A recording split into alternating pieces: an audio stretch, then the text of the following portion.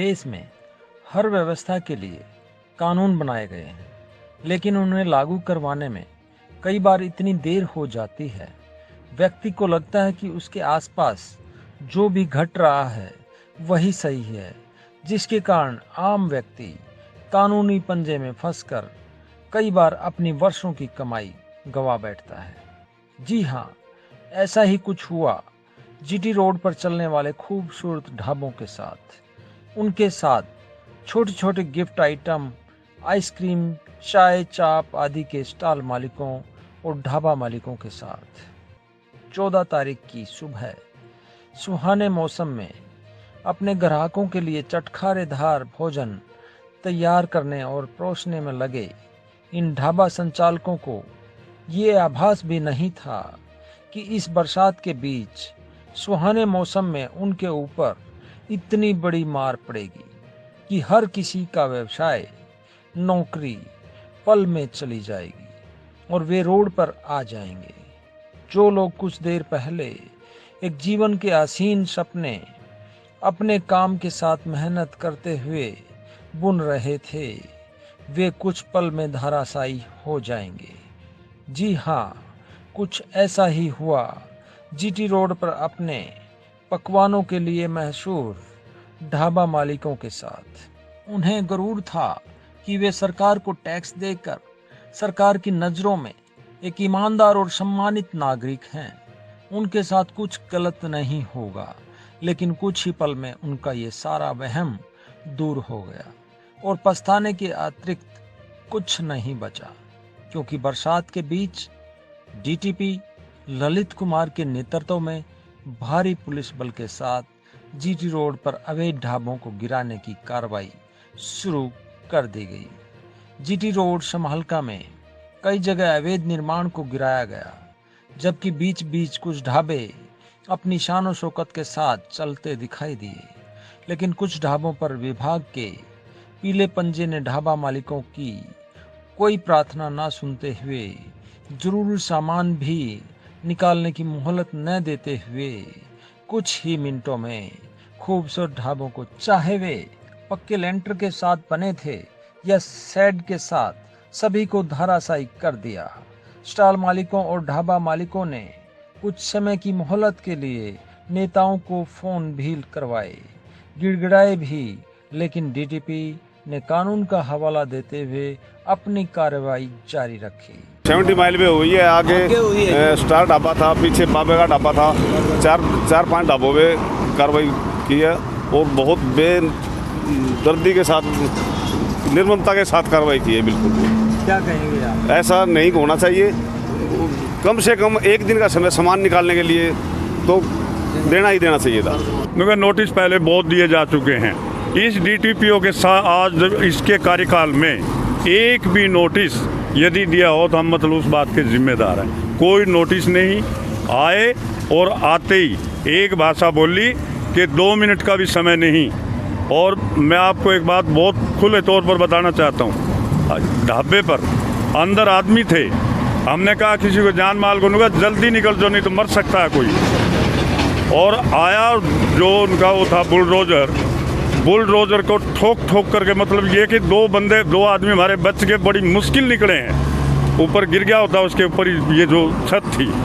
इतनी निर्दयता से ये दुकान आप देख रहे होंगे सामने, गरीब लोग किराए पर लिए हुए हैं।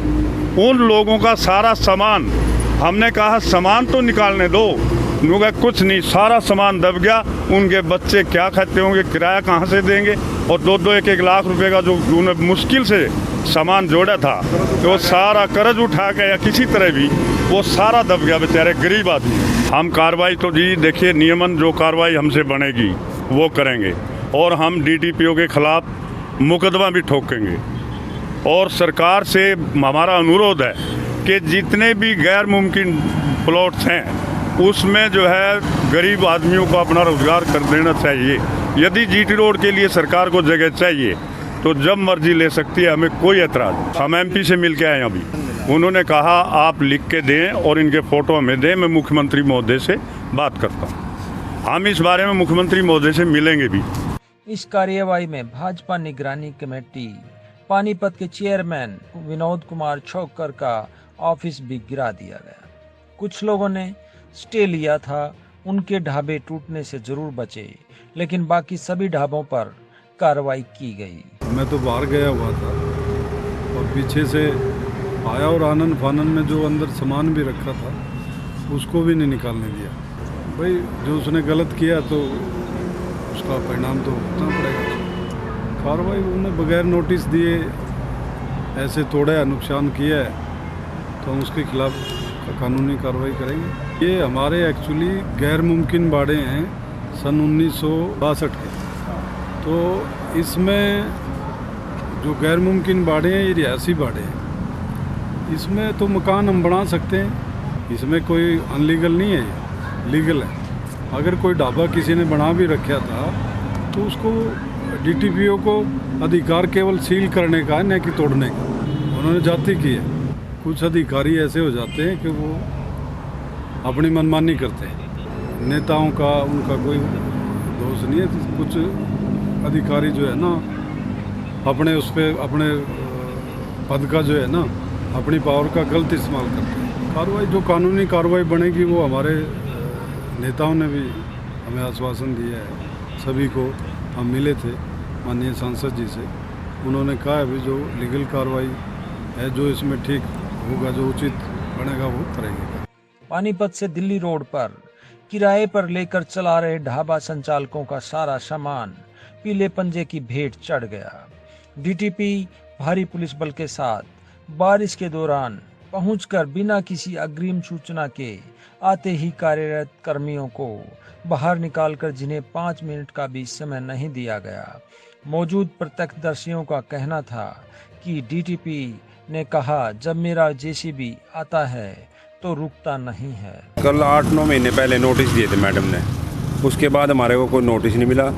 सीधी तोड़ फोड़ पे आए यहाँ से, और हमने विनती भी करी 2 दिन का टाइम दे दो, 10 दिन का टाइम दे दो, उन्होंने कोई टाइम नहीं दिया हमारे को।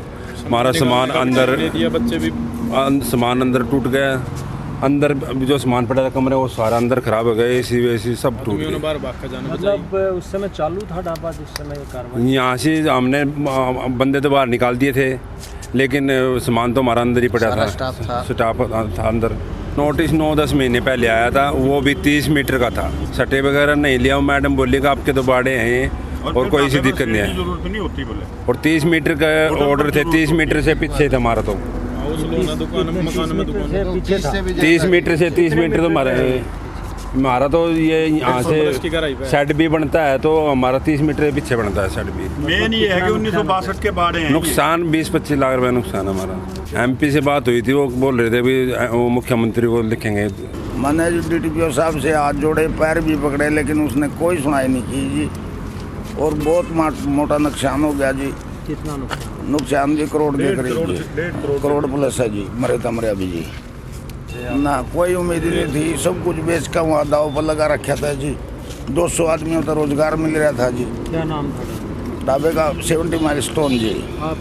आगे हम सोच रहे भाई रिक्वेस्ट करके भी हमारा धंधा बन जाए कुकरी, ये कुकर चालू कराए। इतने पैसे कहाँ तक ले आऊँगे हम?